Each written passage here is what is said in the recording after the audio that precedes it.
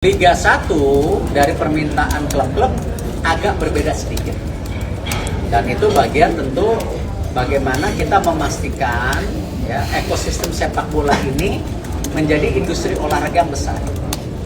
Kemarin saya baru balik dari Rwanda, Kongres FIFA, sama ujung-ujungnya apa? Ekosistem sepak bola dunia yang menghasilkan kompetisi yang sehat dan akhirnya apa? Ada sumber pendanaan yang besar di mana FIFA memberikan kepada PSSI sekian, Saudi sekian, Italia sekian, sama. Ini yang memang kita harus lakukan perbaikan.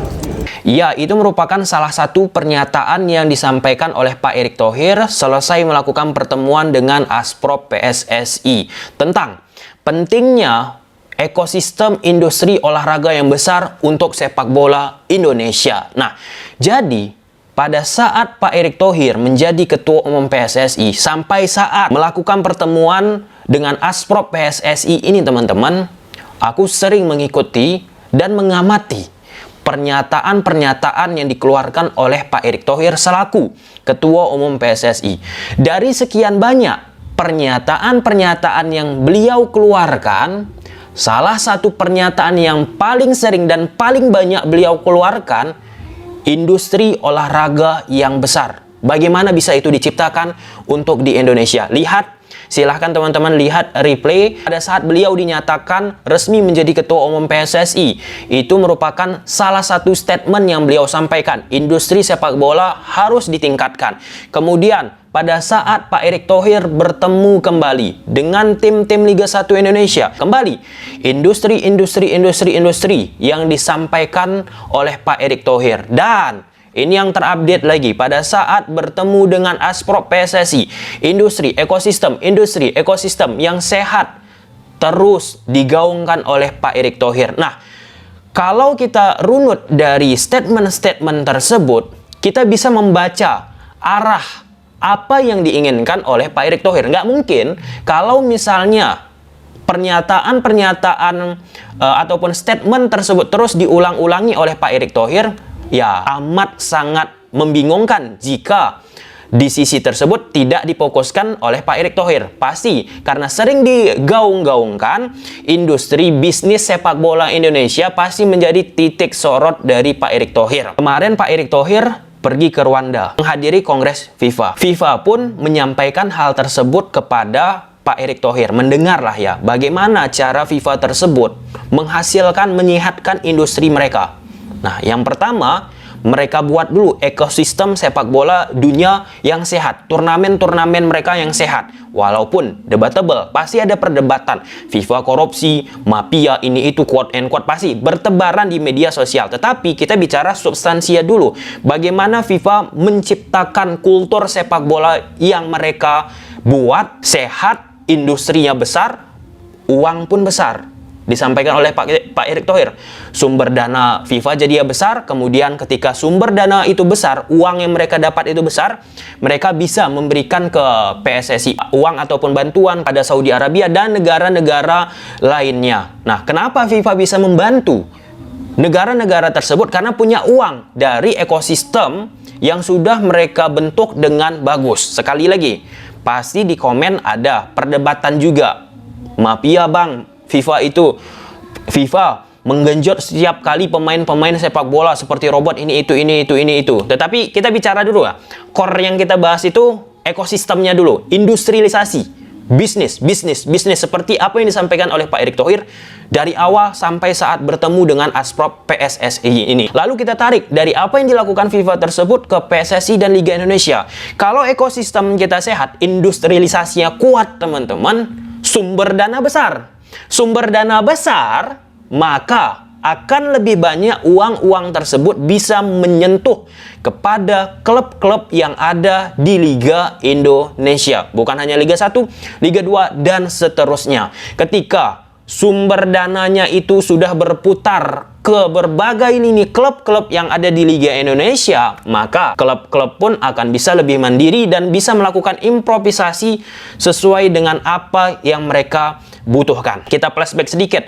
Kemarin itu pada saat PSSI melakukan pertemuan dengan klub-klub Liga Indonesia, perwakilan yang berbicara, Pak Teddy Cahyono, teman-teman, mereka sepakat dengan beberapa hasil pertemuan ini, misalnya format kompetisi, kemudian pemain-pemain lagi, yang dimana dibalik mereka menyepakati poin-poin dari pertemuan Sarasehan dengan PSSI, di belakangnya terkait tentang commercial value lagi, bisnis lagi, ujung-ujungnya bisnis lagi.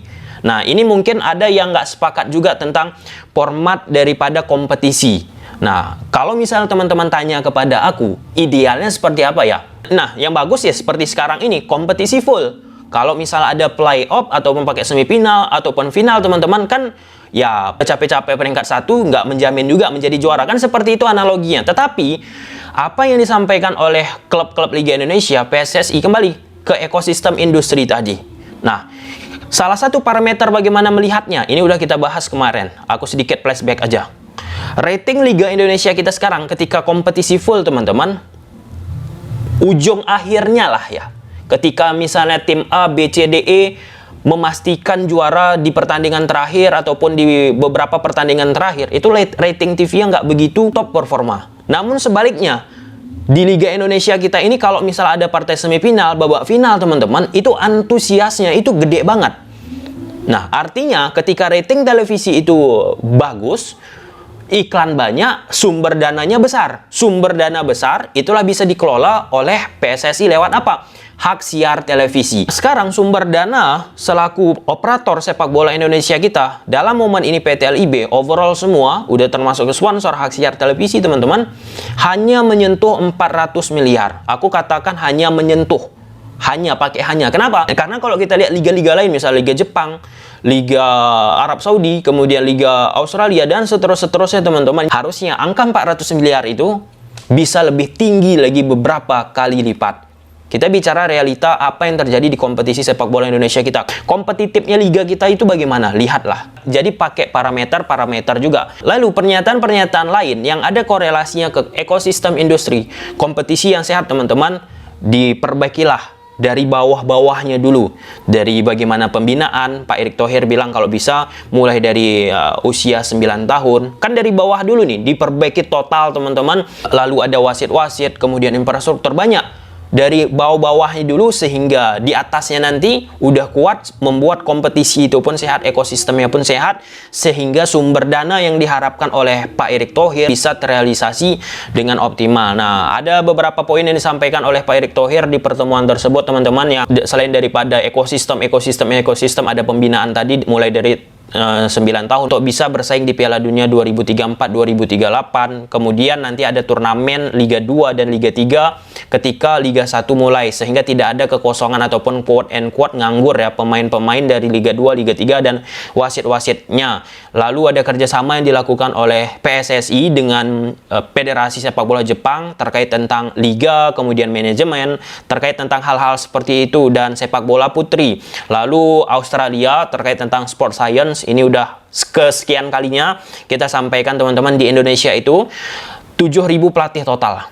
Sedangkan yang memiliki lisensi AFC Pro yang bisa melatih klub-klub Liga 1 Indonesia hanya 21. Di Jepang, teman-teman, ada 80.000 pelatih. Kalau aku tidak salah yang memiliki lisensi Pro 1.000 ataupun 10.000 ya, kurang lebih seperti itu. Kalau salah aku ralat, teman-teman. Artinya bagaimana bisa menciptakan sepak bola yang berkualitas? Ya, pelatih-pelatih pun harus berkualitas. Pelatih-pelatih berkualitas ini pun harus didukung oleh sport science. Nah, salah satu pelatih yang telah menggunakan sport science ada Coach Sintayong di Timnas Indonesia. Sempat beberapa waktu yang lalu aku melihat ya bagaimana asisten dari Coach Sintayong melihat performa pemain dengan menggunakan teknologi. Kemudian Persib Bandung bersama Luis Mia dan pelatih-pelatih lainnya. Dan kita pun harus mengetahui, aku mendapatkan informasi ada juga beberapa pelatih kita yang belum bisa secara optimal untuk menggunakan teknologi.